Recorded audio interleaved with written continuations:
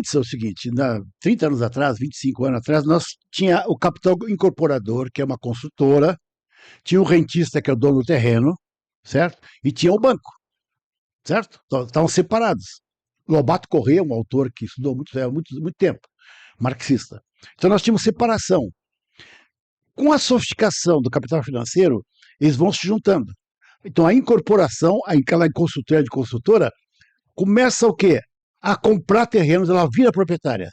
No início, ela está pagando para um dono proprietário, ela paga aluguel da instalação da indústria, até o próprio banco. O banco está sentado em cima de um lugar que é a base é imobiliária, é fundiária. Então ele paga para o proprietário. Com o tempo ele percebe, para aumentar a velocidade do capital construtor, na construção, porque demora, porque a construção leva muito difícil para construir 1 ano, 2 anos, você começa a adiantar capital para ir mais rápido. Aí, opa, peraí, vamos pegar isso, vamos comprar essas terras. Então, aquele excedente que tem no capital construtor, que é o construtor, ele começa a comprar terras. Daqui a pouco ele começa a perceber que, em vez de depender do banco, aqui no caso nosso aqui, né, o Bradesco, esses bancos todos aí, inclusive o Banco Estatal, ele começa, por aqui, por que eu tenho que pagar o banco, esse banqueiro para pedir empréstimo? Por que eu não crio meu próprio banco? Aí, o Hermínio de Moraes, lá, começou em São Paulo, ele começou a criar bancos dele mesmo. Então, vai difundindo os capitais para diminuir a velocidade, aumentar a velocidade de passar de um circuito para outro. Então, em vez de ficar dependendo do rentista urbano, ele se apropria, ele pega esse excedente e começa a comprar terras. Então, o capital construtor vira também rentista. O capital construtor vira banqueiro. Aí, daqui a pouco, você não sabe qual é a diferença entre eles. Que é hoje. Hoje tem não sei quantas centenas de bancos que são braços de redes. Pode ser rede de transporte, como é a Fênix aqui, de transporte, pode ser rede de agronegócio, de indústria armamentista, tem várias formas, todas elas vão se transformando em capitais financeiros. E aí, aí não, a Bolsa de Valores começa a investir, não só em Bolsa de Valores, ele começa a investir em terras. Aí que vem o espigão de Camboriú. Aquele edifício, aquilo ali vira um ativo financeiro. Hoje, por exemplo, não te preocupa com comprar um apartamento para se preocupar aquela pessoa que vai morar ali naquele apartamento, que nós arquitetos estamos preocupados com a qualidade do imóvel, né? Muito bem. Mas hoje tem uma kitnet de luxo, que são os estúdios, que E custa ainda tem esse nome bonito, ainda é bonito, sacanagem. Estúdio, não é? estúdio. Bom, aí que um apartamento que tem 25 metros quadrados, brincadeira, até menos, custa 800 mil, 1 milhão. O que é isso? Aqui na Trindade está cheio aqui de imóveis que não é mais usuário, é um cara que também, esse cara que está ali também quer investir. Olha só. Então, tudo é circuito de valor ativo. Vai, entendeu? Aquilo vai, aí o que é? Aquele dinheiro que aumenta a velocidade, porque tu diminui, tu compra, tu tá em tudo que é lado. Você não sabe, vamos pegar os queires. Os queires aqui é conhecido para o comércio, certo? Eles têm origem lá nas fábricas de pré, lá no início, né, os alemães. Hoje os queijos têm banco. Eles estão tudo que é lado, entendeu? Eles aparecem como loja, mas eles estão em tudo que é. Então eles vão aumentando a velocidade e já estão investindo na bolsa. Já estão investindo também em apartamentos em Camboriú. Nós estamos uma pesquisa agora, que vai ser um livro, nós estamos um livro agora que chama Moradia e Habitação em Santa Catarina, que é com a UDESC, com o PPG Plan da pós-graduação, o Instituto Cidade e Território que eu presido, mais a UFSC, nós estamos no livro 2, tá? Vai ser outro programa. O livro 2, sobre o livro 1, que é a questão da habitação, Minha Casa Minha Vida, e a parte fundiária, regulação fundiária e urbanística. Depois nós temos 2, que é a Vozes do Movimento. A pessoa que vive da partir da periferia e vê o Salvador vendo da periferia, olhando, não só os arquitetos, os técnicos olhando para eles, mas eles olham a partir deles. Nós estamos no livro 3 agora. E o livro 4 é sobre verticalização especulativa em Santa Catarina, no litoral. Nós vamos refletir o que fenômeno é esse do Camboriú? O que é isso? Isso é encarnação não só da localização concêntrica, natural, entre aspas, que concentra os edifícios, a verticalização é uma concentração de renda fundiária. Mas isso aí já é pura especulação, debentures, encarnado. É como se fosse bolsa de valores que no edifício. Então, a construção vira um ativo de reprodução do capital também. Ela entra no circuito, e por isso que os empresários já não querem investir no processo produtivo. Vou dar um exemplo. Tem um Instituto Lincoln, que é muito conhecido nos Estados Unidos, que tem marxistas lá. Começou porque um quem fundou ele foi o Lincoln, que era um empresário dos Estados Unidos, que ele passou 50 anos investindo em chips de sistemas elétricos, né, de circuito elétrico. Cara, ele ficou. Aí depois ele se aposentou, deixou para os filhos e começou a comprar terras em Oregon. Ela chegou lá, comprou para ficar lá nas suas terrinhas lá. Daqui a pouco construiu um shopping ali perto dele. Shopping, sabe, Las Vegas, né? Do nada, assim. Que isso? Aí percebeu que ela explodiu na volta dele aqueles monte de shoppings. Que é isso? Aí percebeu que aquele pessoal, os empresários, tinham ganhado dinheiro assim, da noite por dia. Ele comparou como é que é. Aí ele que se deu conta, peraí. Claro, tu tem na cidade capitalista o paradoxo. Tu tem as torres de Chicago, foi as primeiras verticalizações do mundo. Chicago, nos Estados Unidos, século XIX. Do lado da torre, tem um terreno vazio. O cara não faz nada. Do dia para a noite, o terreno do lado dele vale 150 vezes mais. Como é que pode isso? Aí eu olhei assim, peraí, como é que esse cara ganharam o dinheiro do shopping? Pô, eu me matei 50 anos trabalhando aqui.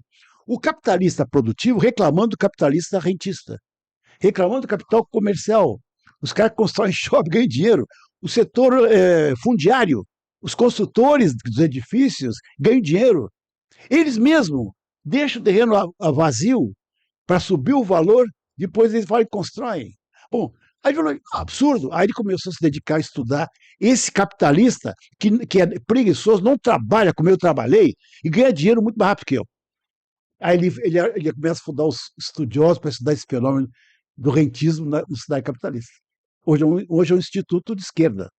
Né? Então, eu estou mostrando que, mesmo capitalista, empiricamente, vai se dando conta que um outro capitalista igual a ele, né, ganha dinheiro, ele me matei, ele ganha dinheiro em 5 anos, que eu ganhei 30 anos. O que é isso?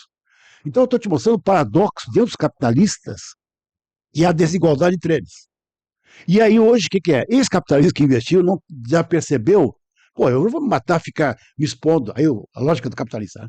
Eu tenho que investir em lei de direitos trabalhistas. O cara que falta de pagar, como os Hering fizeram, né?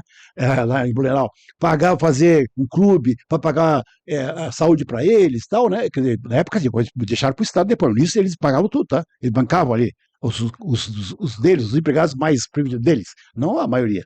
Então, quer dizer, eu vou gastar tudo isso para levar quanto tempo para ter esse lucro?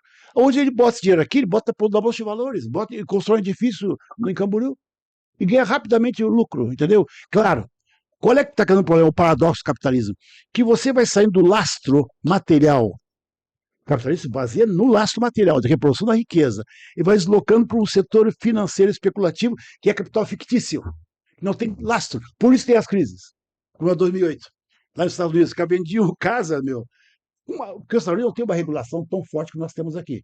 Aí logo que tu pega empréstimo, pega 4, 5 lugares de empréstimo, tá, como é que vai pagar isso aí? Não, me viro. Aí eu pego o empréstimo daqui e pago outro lá. Não, hoje tem controle esse troço. Então a explosão da bolha nos Estados Unidos em 2008 foi assim. Todo mundo quer especular, pô, alguém vai se arrebentar nisso?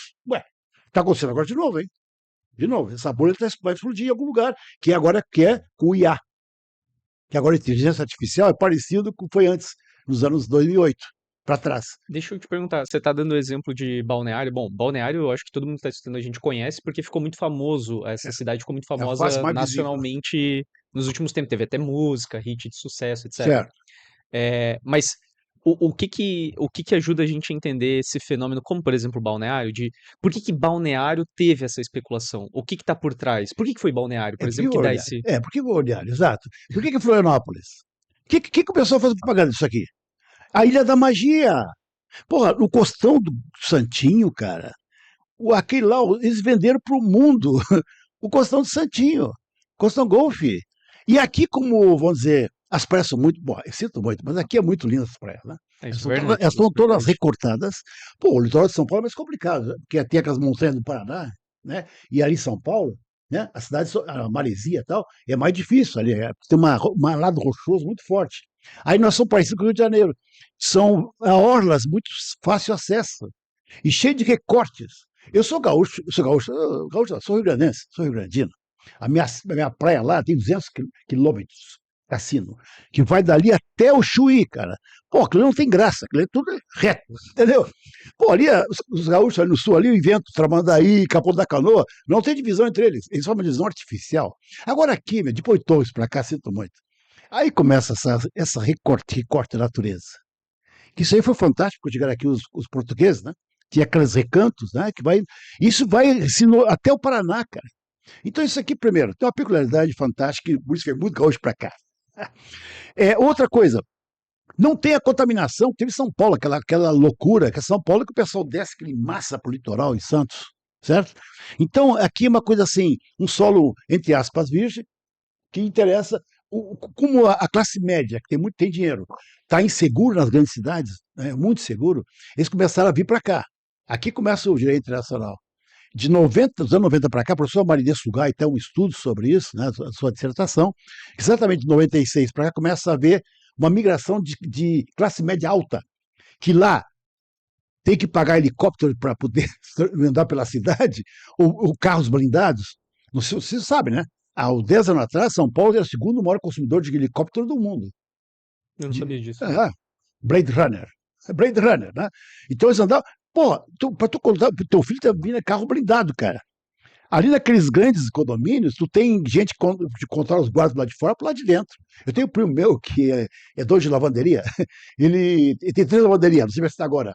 Ele tem lavanderia que ele vai para entregar a roupa, ele entrega o cara da portaria, os caras da portaria tem guarda lá dentro e leva para chegar até o apartamento. Tem edifício, tem tudo dentro. Tem academia, tem tudo que quiser. Fitness, tudo dentro. Então, essa classe média que aí deu um dano no urbanismo, que é o chamado condomínio, que a classe média se fechou e pagou os custos que é da cidade. E a prefeitura começou a pagar os custos e se encolheu para dentro da cidade. E Minha Casa Minha Vida reproduz esse modelo, condomínio.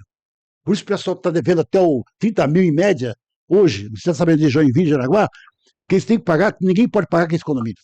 Então o modelo reproduziu dos anos 80 para cá. Vai voltando. Essa classe média que está fechada, toda bem blindada, aliás, parece que estão em cárcere, né? A cárcere está dentro. Ela começou, calculou, não vale a pena. Eu vou para Florianópolis, porque lá tem mais tranquilidade, lá não tem essa violência, tem aqui, o narcotráfico lá está menor. Agora está vindo para cá também, tá? Então, eles venderam nos anos 80, 90, o Costão do Santinho, a Ilha da Magia, isso foi o empresariado local, fez um boom para o Projeto 2030, Florianópolis 2030, para se alavancar e trazer capitais para cá. Aí Camboriú também, Camboriú é muito bonito, cara. Camboriú tinha uma coisa nas praias, esses edifícios, mas tinha aquele negócio das salas de estar, o cara ficava tudo de frente para o mar. Tinha um modelo interessante que foi aos poucos destruído no Camboriú, por essa coisa que é hoje, tá? Então, quando veio para cá... nem o sol pega na praia direito. Sim, chega a 100 metros de sombra, tá? Bom, então acontecendo, para cá, essa classe média alta renda, ele fez os cálculos, pô, ao invés de eu gastar em helicóptero e carro blindado, eu trago a minha família que está protegida para cá e eu que vou para São Paulo e volto de helicóptero do meu jatinho. E aí tem uma bonde nos anos 90, metade dos anos 90 para cá, 2000, de uma classe média alta que veio para cá, migrou para cá. Assim como migrou para Camboriú, entendeu? E aí vem o que vem atrás, aí tem um problema para eles. Atrás vem a massa da classe trabalhadora, vem junto, arrastou. A empregada doméstica tem que morar em algum lugar perto. Tem, né? Parece sim, né? Não dá para assumir. Então, cada um vem 4 trabalhadores para cá.